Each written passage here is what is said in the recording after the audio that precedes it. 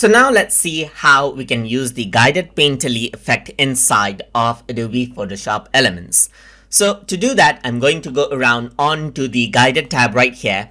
And once I go around onto the guided tab, I'm going to go around onto the painterly option right here under fun edits. So once you do that, you can see like how this would actually look. So you can go around and use a paintbrush right here and simply go around and start painting. As you can see, you can go around and change the size of the brush over here as well. So you can really go around and adjust out the size on how you want it to apply. And you can also work around with the opacity, as you can see right here. And you can draw around a bound, as you can see, just like that.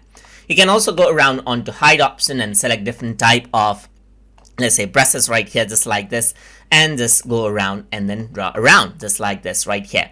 You can go around and select different type of canvas color right here according to how you want, and then this is what you have.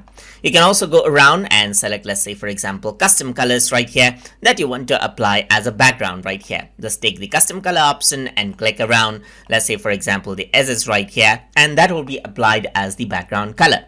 You can also go around and select a texture file for canvas, and you can go around and select out texture as you wish right here, just like this, so it looks more like a painting. And you can work around with the opacity. You can really increase it out or decrease it out, as you can see, just like that. Then you can scroll in and go to effects right here and select different types of effects that you want to apply to make it look more like a painting right here, as you can see. You can go around and click, and you can see that it has been applied as a painting. Then you can go around and click on next right here and continue editing this in either quick or expert mode or save it out.